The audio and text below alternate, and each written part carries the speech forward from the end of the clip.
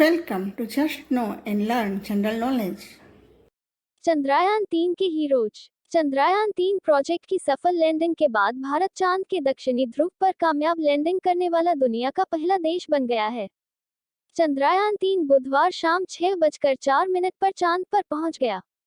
चंद्रमा पर चंद्रयान-3 का पहुंचना करोड़ों हिंदुस्तानियों के लिए गौरव का विषय है। इस अभूतपूर्व सफलता के साथ भारत ने अंतरिक्ष की दुनिया में इतिहास रच दिया और हम सब इसके साक्षी बने।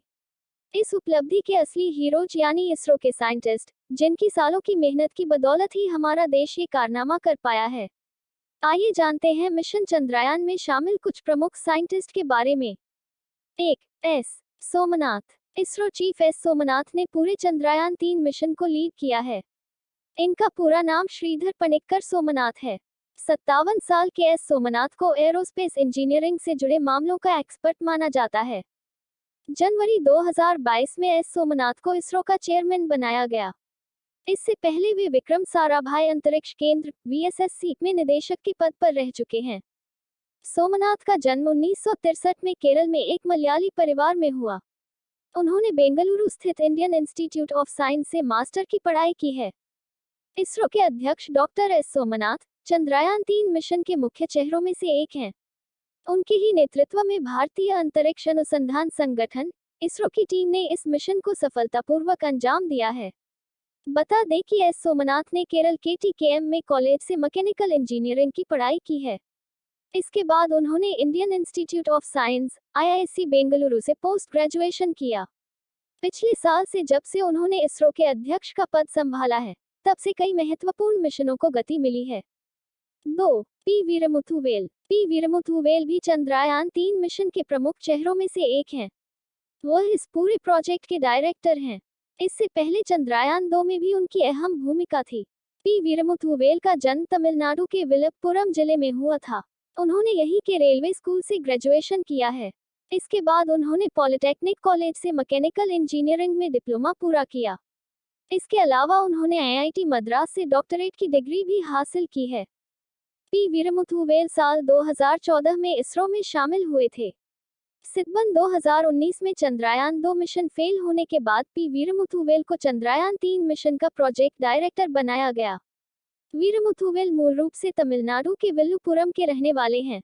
उनके पिता रेल कर्मचारी थे। वीरमुथुवेल ने 14 जुलाई को श्रीहरिकोटा से चंद्रयान-3 के लॉन्च पर कहा था कि चंद्रमा पर चंद्रयान की सॉफ्ट लैंडिंग के लिए हमारी यात्रा शुरू हो गई है। हम ISTRAC बेंगलुरु से चंद्रयान पर बारीकी से नजर रखेंगे।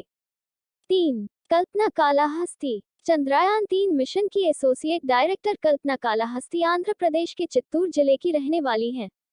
इसरो में नौकरी करना कल्पना के बचपन का सपना था। उनके पिता मद्रास हाईकोर्ट के कर्मचारी हैं। चेन्नई से बीटेक की पढ़ाई के बाद कल्पना ने 2000 में एक वैज्ञानिक के रूप में इसरो ज्वाइन किया। श्रीहरिकोटा में 5 साल तक काम करने के बाद 2005 में उनका ट्रांसफर बेंगलुरु के एक सैटेलाइट सेंटर में हो गया। कल्पना चंद्रयान-2 मिशन प्रोजेक्ट का भी हिस्सा रही हैं। 4. एस मोहना कुमार। चंद्रयान-3 प्रोजेक्ट मिशन के operation director S Mohana Kumar वो शख्स हैं जिन्होंने 14 जुलाई को श्रीहरिकोटा में इसके सफल लॉन्च की सबसे पहले आधिकारिक घोषणा की थी।